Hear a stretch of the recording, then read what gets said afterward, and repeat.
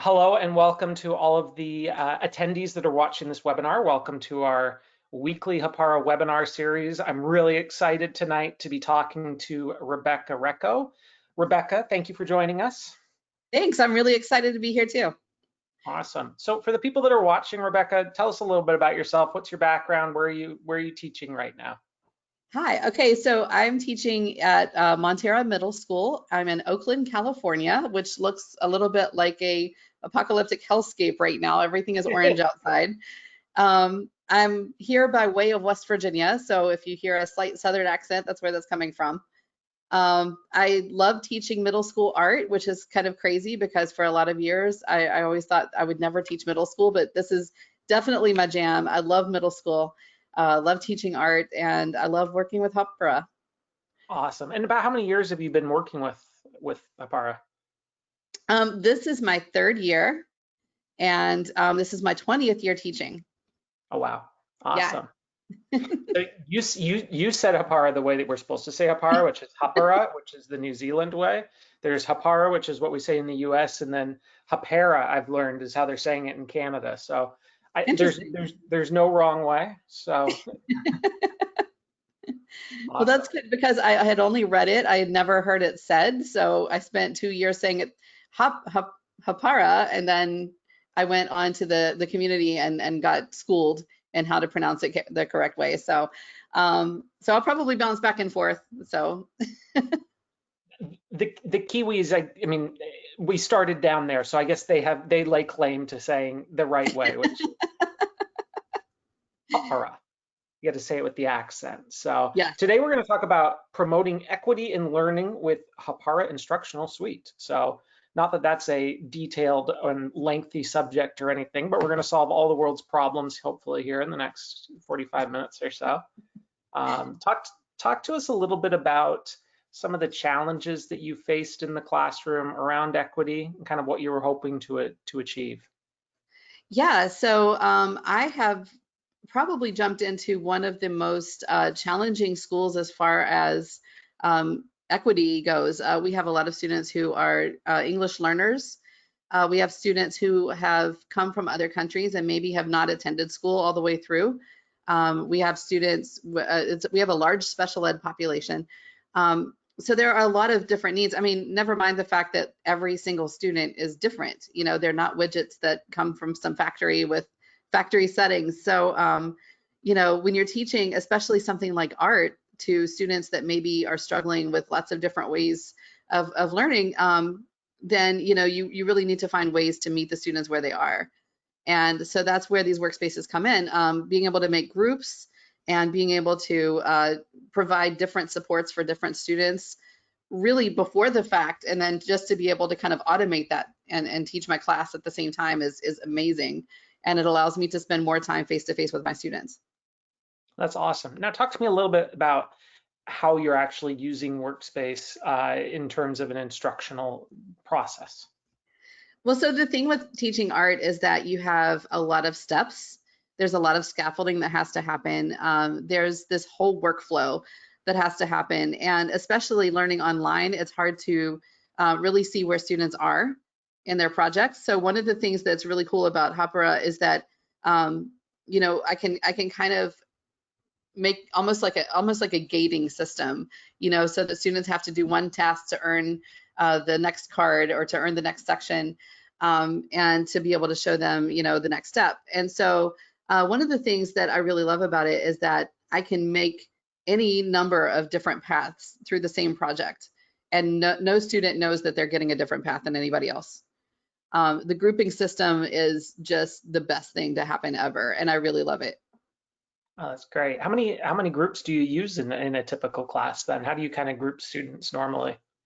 So I have a lot of different groups. Right now I've got a group for a special ed group. I have a group for students who need help with language.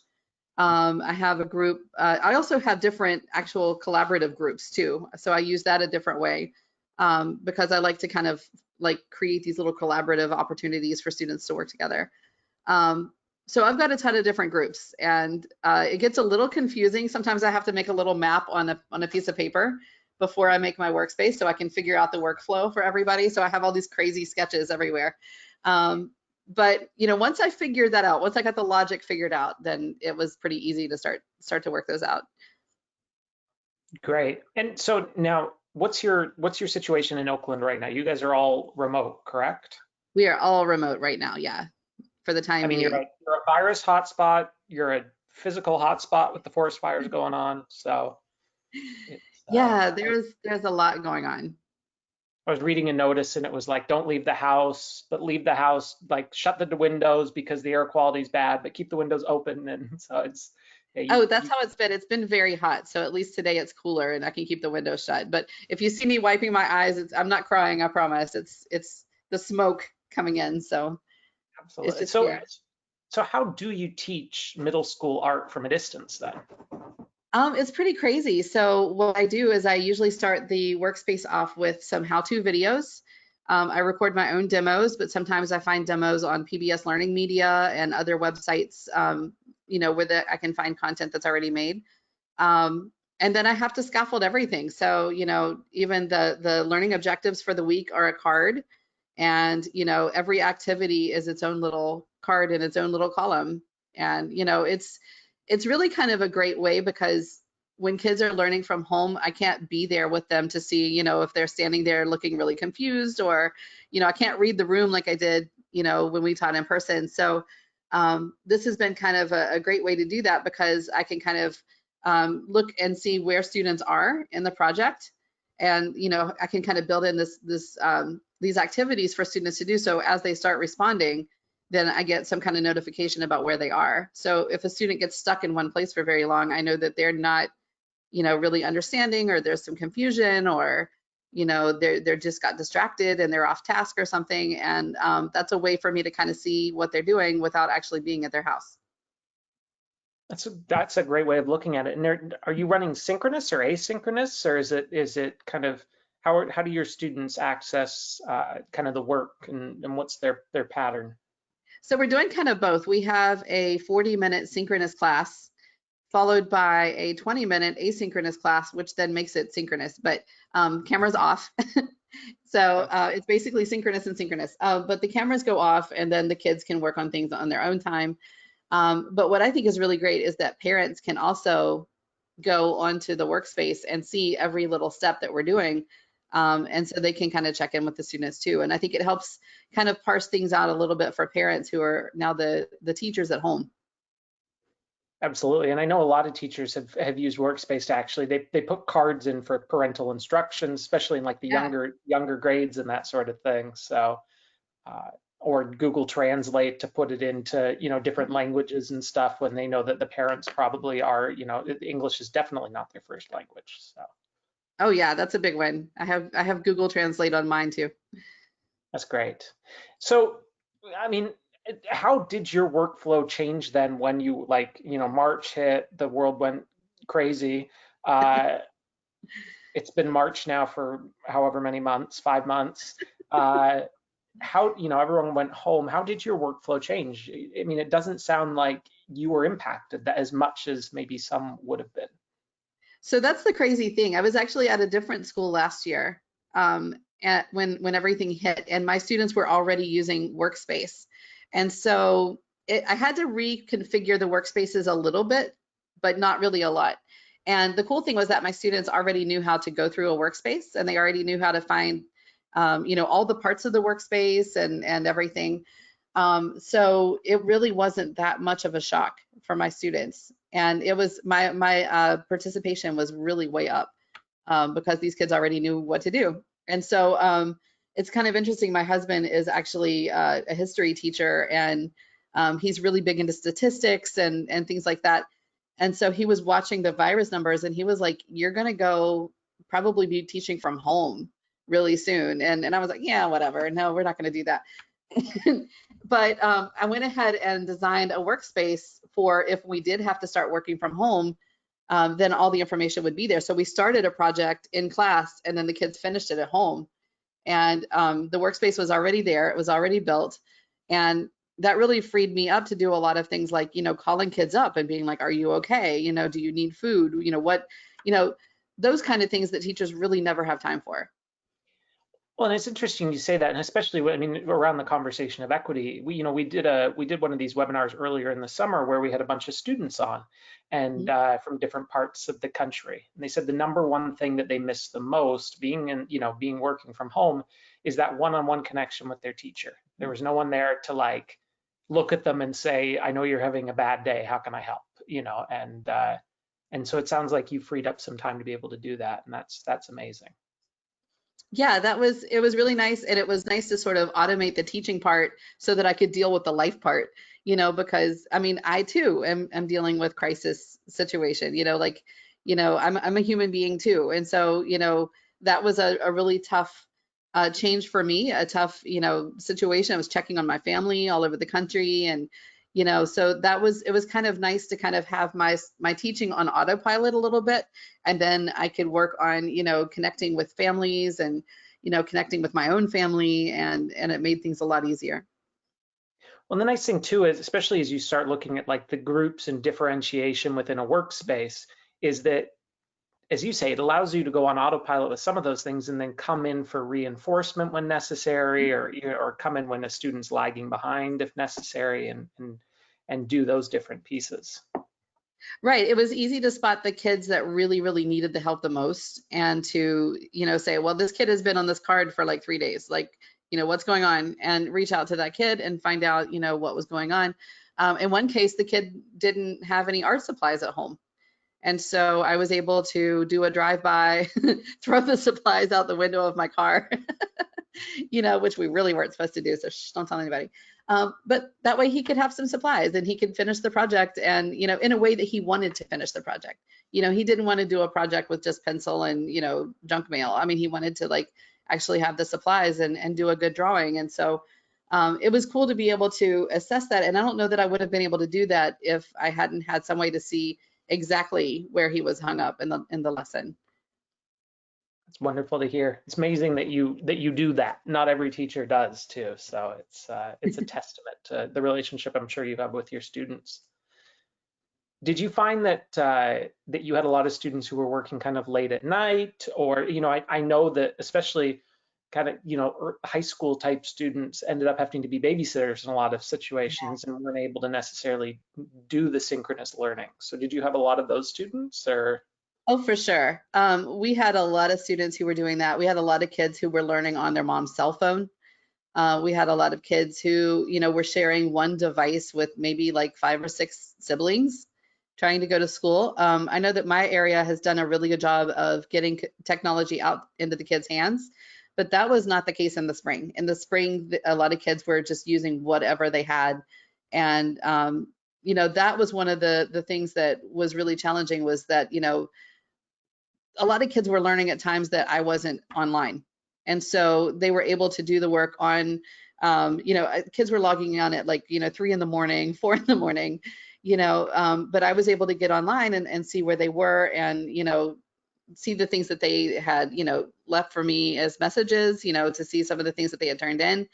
And that was really cool. And, I don't think that people have really embraced asynchronous learning, because I think that, they want that camera, they want that face of the teacher there.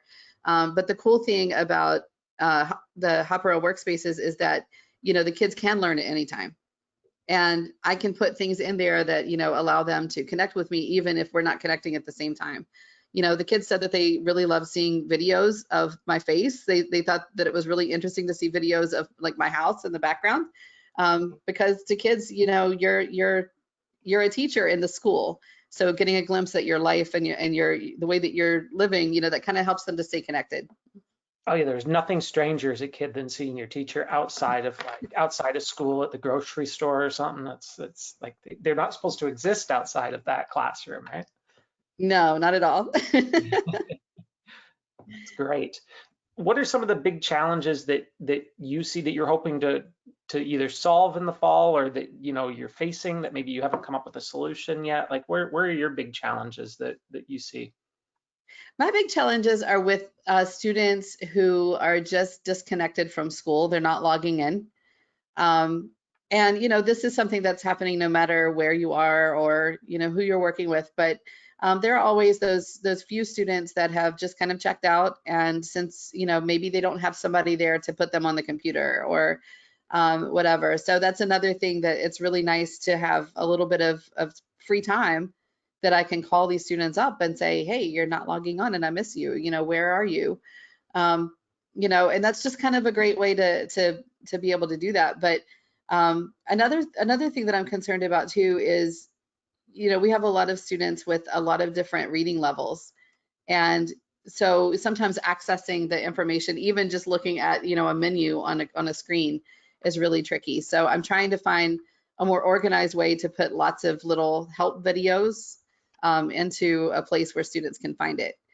So that's my big project right now, is making tons of little videos to show kids, here's how you log in, here's how you upload the picture, here's how you take a picture of your artwork and email it to yourself.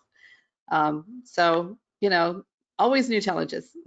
What are you using to do your quick little screen capture videos? Well, I was just recording it with my phone, but then Lindy introduced me to Screencastify, and so that's my new best friend, because it goes right to YouTube, and it makes it really easy. Yeah, that's a great one. I use Vidyard sometimes too, or there's a bunch of them, but they're great, and it's so easy now. Definitely. What kind of media do you incorporate into your workspaces then? Obviously, you do a lot of video. Are you doing YouTube videos, resources? Like, what do you like? What's your general mix when you put together a workspace? So we're doing a lot of videos from, it could be, my own personally made videos from that I have loaded up on YouTube. We use a lot of PBS learning media. Students are uploading artwork to Padlet. Sorry, I've been on Zoom all day long and I'm blanking on words. We're using a lot of Padlet because it allows students to take pictures of their artwork and upload it. And we're also using Flipgrid. And I used to do a lot of in-person feedback activities. And so now every Wednesday, students go on Flipgrid and they hold up their artwork and they talk about it. And then students give each other feedback. And so we're getting that feedback piece added back to our digital learning, which is really cool. I've missed doing that with students. I love that. They can encourage each other, hopefully. They're really good at it, yeah. No, they're pretty good. The kids, I was worried about that, just opening up this ability for kids to post feedback. I was like, I don't know if I want to do that or not, but the kids have not let me down. They give really good feedback. That's great. I mean, since we're talking about equity, equality, that sort of thing, are you planning on doing anything kind of in the fall around some of the issues that are going on in the United States right now? Have you figured out if any of that goes into the curriculum? Yeah, so right now my students are studying myths about coronavirus. And so there's been a lot of misinformation out there, a lot of things that are being spread around that are really counterproductive to, maintaining a lower number in cases. And so my students right now are researching and they're finding out the truth for the myth that they've heard. And then they're creating posters in the style of Barbara Kruger. I don't know if you know her. She does these really bold posters, and usually they're topics about consumerism and social justice. And so she takes clip art, like old photos, and she puts this like bright red lettering over top of it with some kind of message, right? Cool. And so a lot of her artwork is text-based. So the kids are learning how to edit photos. They're learning how to find royalty-free photos that they can use. We learned a little bit about copyright law so that we don't get sued for posting somebody else's artwork online. And the kids are also making artwork that they can hang up and that they can share with other people to get the truth out about coronavirus, and how to protect yourself and how to protect your family. And it's been some really great ways for kids to talk about racism. It's been a great way for kids to talk about, misinformation and, memes and the power of memes to put information out there, whether it's good or bad. We've had some really great conversations about it. And so I'm pretty excited about this project. I love that idea of a project. That's a really good one. And I think that a number of the people watching it could probably get some inspiration for that or pass it along if oh, nice. Yeah, absolutely. So encourage people to, I forgot to mention, if you've got questions or that sort of thing for Rebecca, please feel free to send them through as we just have our little chat here. But what would we've got a lot of people who Workspace scares them. And, you as you said, you were a teacher for 20 years, so you had a way that obviously worked, but you also embraced technology here recently, or the Hapara system recently. So how did you make the shift? How did you make that jump? What advice would you have for people that maybe still haven't quite taken the plunge? Yeah, so we were using Google Classroom earlier, and I was having a lot of problems because I would put things in the stream and then they would disappear to the kids and the kids would not be able to find things. So I went looking for different ways to put together something. At one point I made myself a website on I think it was Weebly or something like that. And that was kind of not cool either because we weren't supposed to use our own personal social things. It was supposed to be something that was under the school. So it was a little bit tricky. And so then I can't even remember how I found out about Workspace, but I think it was probably because I was taking, oh no, I know what it was. I was taking the Hāpara Champion Scholar course. But because I wanted to learn about the highlights. And so that was the part that I was really trying to learn about. And I didn't even know that Workspaces was a thing. So in the course, I was able to make a workspace. And I really liked the way that it kind of kept everything on the same screen. So, there was no posting something and then it disappearing somewhere in the stream, or, having to delete something because somebody put comments on it or something like that. It was all right there on one screen. There was no scrolling unless, we opened up another section or something. And it just seemed like kids had an easier way of kind of finding things. So I kind of just jumped in with both feet and, gave it a try and tried it out on my students. And it was really interesting because I thought the students would, kind of groan at trying to do a new thing, but they didn't. They were really kind of excited about it. And then I got excited because I could make a workspace and archive it and then use it again the next year, like I am with this coronavirus poster. This is actually the assignment that we started the shutdown on. So this is actually the second iteration of this assignment. Oh, awesome. So you just go and reactivate it, then throw the students in new groups and you're off to the races, right? Yeah, and it is a lot of work up front. I'm not gonna lie. I mean, it's usually a good couple days that I'm working on a workspace, but once I have them built, then they're done. And I can always go back and change them or edit them around, but it's super easy to do. And it's nice to kind of have things on autopilot. I've made like a little template workspace, so all I have to do is drop in the new things, and it makes it a lot easier to make these workspaces. Oh, that's a great idea. Kind of laid out the way that you want it, so you don't have to start from scratch every time. Yeah, it's great. And I like that they're color coded, and so it's easy for students to kind of find what they're looking for that way. There are the tags that you can put on the bottom, so students know if they see this little symbol that it's something they have to do for a grade, and if they see this thing, then it's a reference, a resource that they can use. So it's really kind of neat that this is already kind of built up in a way that students are going to be it's going to be intuitive for students. We had one question come out of from the audience. They were asking, how do you give parents visibility to workspaces? Do you embed them somewhere? How do you send those out? So there is a link to make the workspace public. And so typically what I do is I just send that link out in talking points so that the parents know the workspace that we're working on now. And typically parents are pretty appreciative of that. Parents have said that this is the first time that they're really able to get in and really see what the kids are doing. I think it's a little more challenging for parents with Schoology, which is the other LMS that we're using. But because the workspace is kind of its own thing, they can just go to the workspace. Absolutely. And some schools will they'll embed a workspace within Schoology if they're already using Schoology, and they want to use multiple layers or multiple systems, or they like Schoology for the grading component or something like that. So. Yeah, so that's one of the things that I'm experimenting with now. Is I've never used Schoology. Well, I have, but it's been a minute. So just being able to embed the workspace in Schoology is super cool. Love that. Yeah, absolutely. That's a good one that not too many people use, and came out a number of years ago, and we have to resurface it. So I'm glad you can do that, and absolutely, it'll work really well. So have you with your students last year, it's interesting because you switched schools. And so one of the things that you and I were talking about before we got on this call was the first thing I said was, did you make your workspaces public so that you could grab them when you went to the different school districts? So talk us through exactly kind of how you did that, because your Corona assignment would have been at a different school that you're now using at this school. And so talk me through that a little bit. Yeah, so the cool thing was that I was able to archive my projects, and I was able to put all the workspaces public. Putting the workspaces public does two things.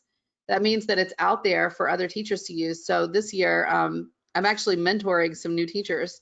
And one of the things that I told them was, if you work at a school that has Hāpara, which I think most of them do, then you can actually go in and find ready-made workspaces that you can copy and use on your own. So, my lesson plans are available to everybody. So all those workspaces that I made in the past are available to whoever wants to make a copy and use it.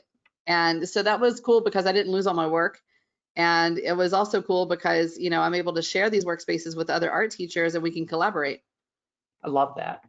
Yeah. Now, have you connected with other art teachers in the Hapara community then as well? Because I know that you're in the Hapara community, correct?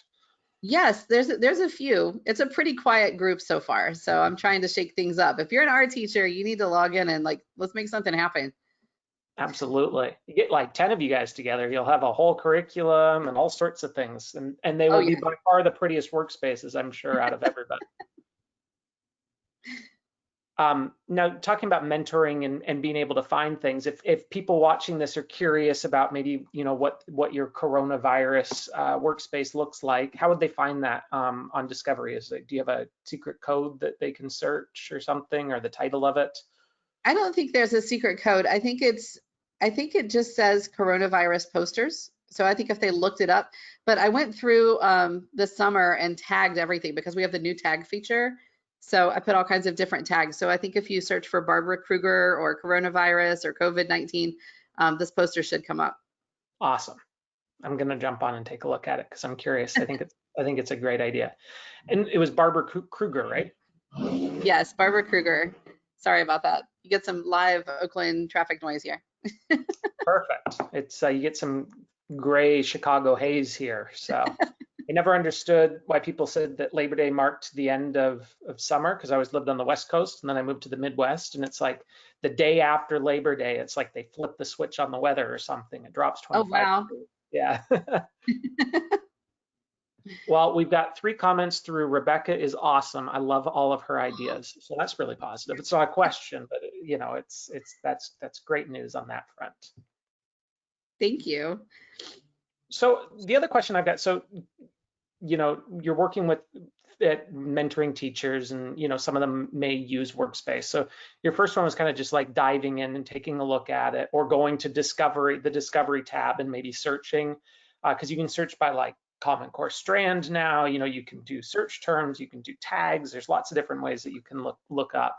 What other tips and tricks do you have? And it might not be specific to Workspace, like in terms of highlights, is that something that you're using from a distance as well, or are you not using that part while students are at home? So what I think I understand is that I don't think that some of the highlights features are available. Like I can't see what's on a student's screen or anything like that. But I can access their school Google Drive accounts, which is super helpful when a kid says, I can't find that assignment, because I can usually go in and find it. And they're like, how did you find that assignment? So I have magic powers. Yeah, so I mean, the one thing with highlights is the school determines the settings as to whether or not it's specific only to within like the school IP range, or if you can do it from a distance. Right. So that would be a school setting, and there's all sorts of different legal reasons why they make one choice over the other. So sure, yeah, I can imagine. Yeah, absolutely. So that's a great tip though on using Dashboard. So if you actually go into Dashboard and you go to the shared folder, you can search globally across all of your students' drives, either with the title or within the content that they have there, and you can pretty much find anything. So yeah, That's been a lifesaver because, you know, kids Google Drives look kind of like their lockers, and sometimes it's really, really hard to find things. My Google Drive looks terrible, and so I'm the first one to admit Same. that. So I can only imagine what teachers' Google Drives, by the time you get like 3,000 assignments shared with you or something, they can't be pretty. So It's pretty ridiculous, yeah. that's all. Any other, like in terms of equity or anything, or equality or those issues, do you have any other projects that you've got planned this upcoming year, similar to the coronavirus poster project that you're going to be doing with your students? So one of the things that I like to do is I like to have students do some research around equity and representation in art museums, which sounds like a really heady subject, but my middle schoolers love to get into this. And last year, we really started looking into some of the numbers of, you know, how many Black artists get exhibited in major museums, how many female artists. We found out that Yayoi Kusama was the first female artist to get a solo exhibit in a major museum, and that only happened a couple years ago. So I think we'll probably pick that up again this year. I promise I'm not crying. This is the smoke is getting to me. The California wildfire smoke is getting my eyes. But what we did was we started a long-going project. And so what we're going to do is a big district-wide portrait project. So students are all going to be making their portraits, and we're going to exhibit them all together. So that we would have an exhibit that really represents, you know, the population of Oakland. And so that was a really cool thing that we started, and we're going to pick it up again at Montera at my school this year. And we're going to add to the project. So I'm really excited to see the diversity that shows up in our students. Like literally. Do you hang them up in the school hallway then, or? Well, so we did, and the whole exhibit got hung up right before we left the building. And so my last picture of the school that I left was a picture, I promise I'm not crying, was a picture of the hallway with all of the kids' faces and no people in it. And so that was my last view of the school before we left. But I've gotten messages from the kids that they all went back to the school, and at the time that they were I went back and I pulled all of the paintings down and I took them down to the office. And so when they handed out computers for this year, the kids were able to pick up their artworks. So they got their awesome portraits back, and that made my heart happy. Oh, that's great to hear. Have you played around with Student Dashboard yet? Because that just came out. So, or have your students accessed Student Dashboard yet? So I really haven't, because the new school that I'm at, we are getting ready to test drive Hāpara. And so we don't have it set up yet. So I haven't really been able to play with it from the student side that much. I'm excited to see it though. Yeah, no, it'll be great. It should hopefully make, especially if, you know, if this, not in your particular school's, you know, case, but if they're also using Google Classroom and that sort of thing, it'll organize it and make it all easier. And oh, I'm pumped, one of these days we'll get Schoology thrown in there and be the ultimate sorter. Yeah, we have Schoology and Google Classroom right now, and we're getting ready to add Hāpara, and I'm super excited about it. A lot of teachers were like, why do we need to learn one more thing? But one of the things that I explained was that Schoology is the place you go. It's kind of like the building of the school, and then Hāpara is kind of like the classroom, and then Google Classroom, Google Drive, and everything is kind of like the student's backpack or binders or whatever. So the three really work together in a cool way, and I'm excited to really put it through the paces. I'm going to absolutely steal that analogy, and for all of the people in Hapara that are watching this webinar, I'm sure a number of them are going to steal that analogy as well. That's a really good one. I like that a lot. Cool. Thank you. Well, any final thoughts that you want to share? I appreciate you doing this webinar with all the craziness that's going on there. You've got school starting, you've got forest fires, you know, everything, you know, it's, you know, championing through the smoke and everything. Any final thoughts to share with the audience? I mean, I think my final thought is what I've told the other teachers at my building is, you know, just jump in and play with it. I mean, nothing's going to get broken or hurt or anything if you try it. And you know, I think honestly, the easiest way for me to learn it was just to play with it, you know. And also, I want to put in a plug for the Hāpara Champion courses, because these are great ways to learn how to use it. It's not hard. It's not for a grade. Nobody's gonna, you know, get mad at you if you run behind or something like that, but it's just a really great way to do it. And I think it's one of the most well put together PDs that I've ever done. So, you know, I think that if you're thinking about trying Hāpara, you should just do it. Thank you very much. That's a great endorsement. And, you know, I think the Champions program is still one of the best kept secrets there is in PDs. So the fact that you got value out of it is wonderful to hear. And I just got a note too from our lead educator, Lenva, who said she absolutely loves the way that you say Hapara and does not like the way that I say it. So that's so well, I'm glad to hear that I'm saying it close to right. So that's good. Absolutely. Throw in a Kiwi accent and you'll have it perfect. So I would love to, you know, that's on my bucket list. I really want to go to New Zealand really bad. It's going to happen one of these days. It's absolutely stunning down there, and our office down there just moved into a new office. So maybe while you're on your travels, you'll have to stop by and see all of the wonderful people at the main headquarters down there. Oh, one of these days. Absolutely. Well, thank you so much for joining and for your insight. It was really inspirational, and I love the way that you've been able to take students' artwork online and still, you know, you haven't missed a beat there. And to hear that you're able to freeze up your time to be able to connect with those students who might be being lost or, you know, who might be behind is, you know, every reason that we are an education company and that we want to do what we do, which is to empower amazing teachers like you. So I appreciate everything that you do, and so does everyone that's watching and the entire Hapara community. So thank you very much. Oh gosh, thank you. And thanks for having me on. Absolutely. Everyone who's tuning in, we'll see you next week for our next webinar series. And Rebecca, thank you so much. And thank you to everyone who watched and tuned into this week's. Thanks, guys. Have a great week.